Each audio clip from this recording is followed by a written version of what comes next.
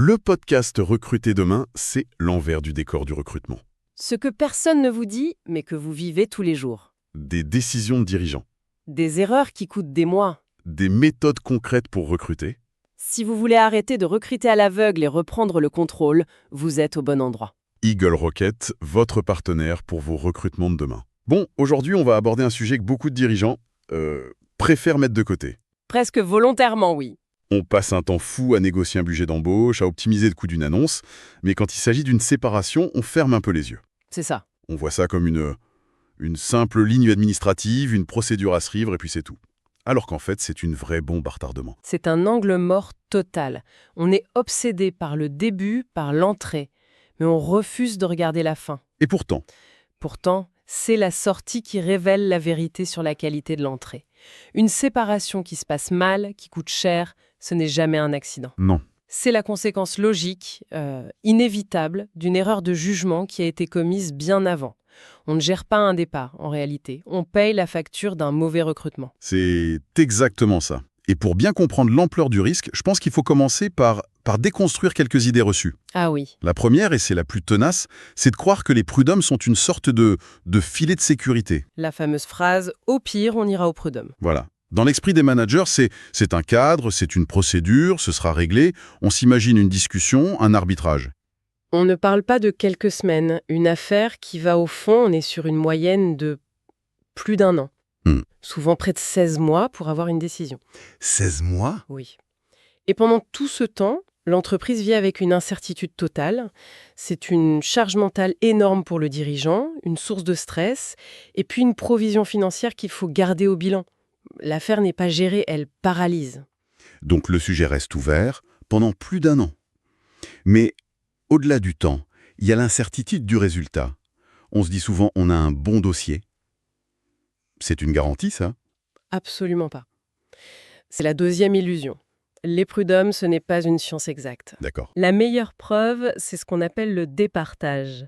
Ça arrive quand les conseillers, employeurs et salariés n'arrivent pas à se mettre d'accord. Ce qui doit arriver assez souvent, j'imagine. C'est loin d'être rare. Et là, on fait appel à un juge professionnel. Mais qu'est-ce que ça veut dire concrètement ? Ça veut dire que votre dossier, que vous pensiez solide comme un roc, n'a même pas convaincu la moitié du conseil. Donc vous entrez dans une nouvelle dimension.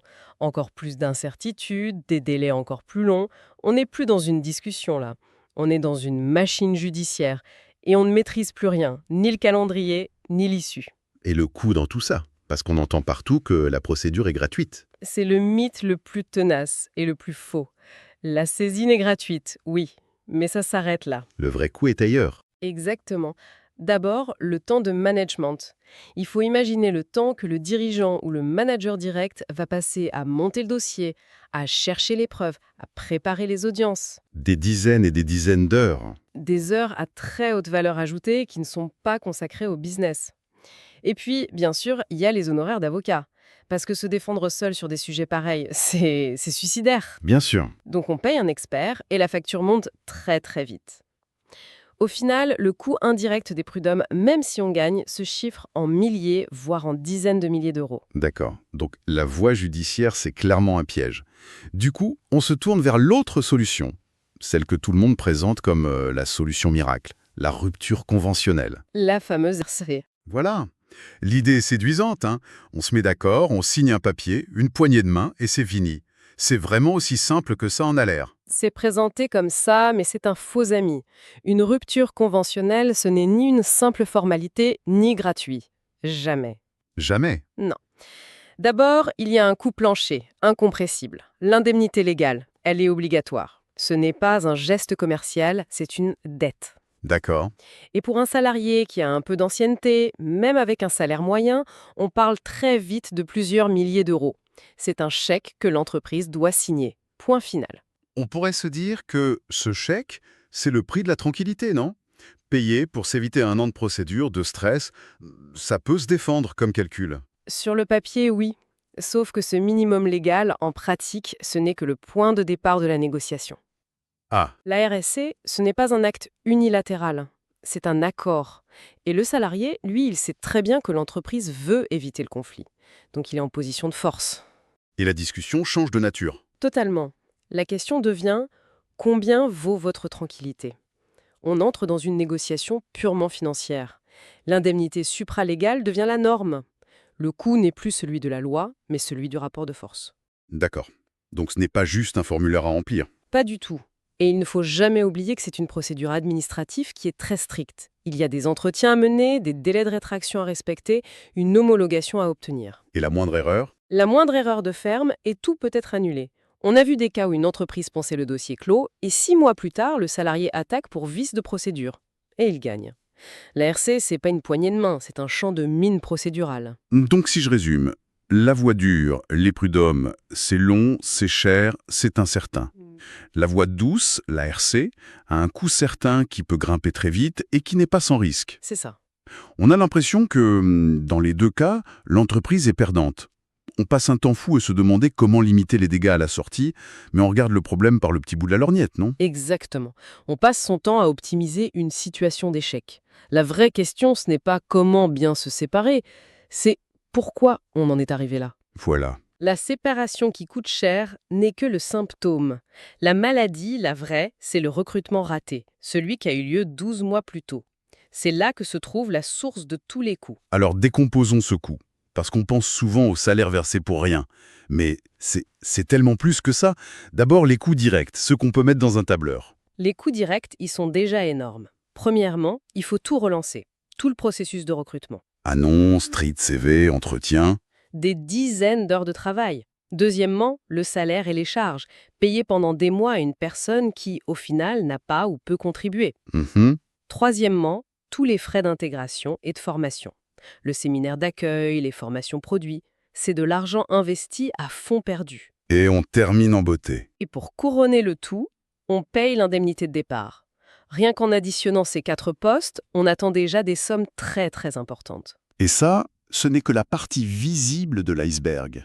Souvent, les dégâts les plus graves, on ne les voit même pas. Et ils sont beaucoup plus dévastateurs. Le premier coup caché, c'est la chute de productivité de l'équipe. Ah oui, Quand un membre de l'équipe est sous-performant, ce sont les autres qui compensent.